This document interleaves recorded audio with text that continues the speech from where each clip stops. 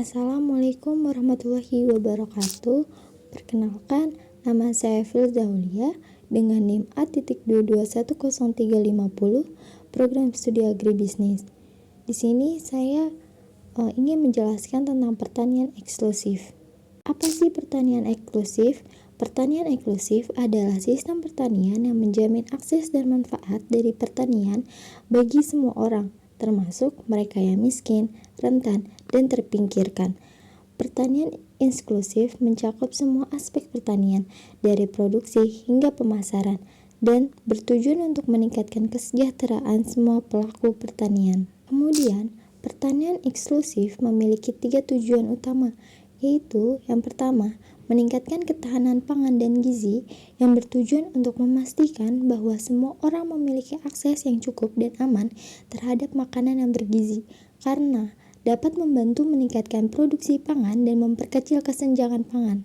Yang kedua, meningkatkan kesejahteraan petani yang bertujuan untuk meningkatkan kesejahteraan dan kemandirian petani karena dapat membantu meningkatkan pendapatan petani dan mengurangi kemiskinan.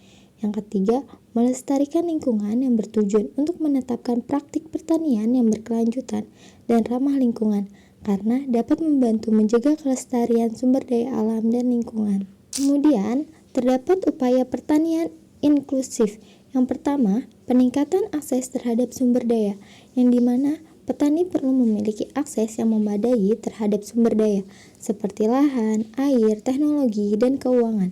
Yang kedua, peningkatan kapasitas dan keterampilan, yang dimana petani perlu memiliki kapasitas dan keterampilan yang memadai untuk mengelola usaha tani mereka secara efektif.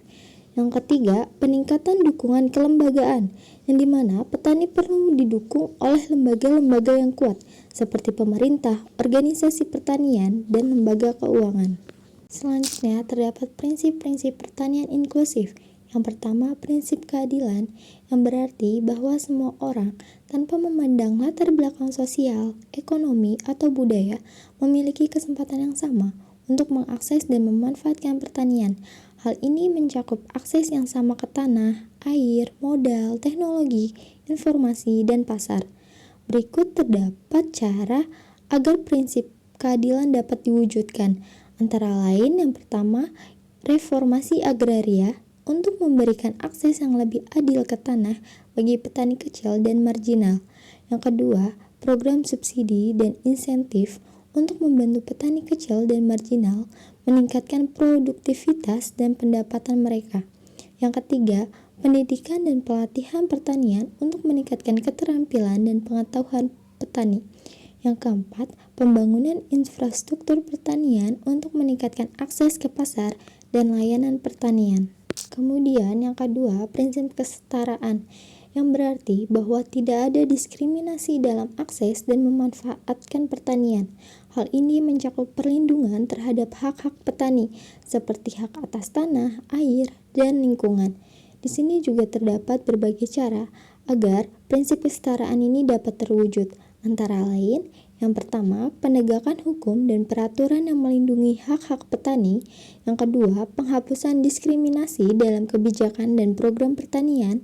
Yang ketiga, pendampingan dan pemberdayaan petani perempuan, disabilitas, dan kelompok minoritas lainnya.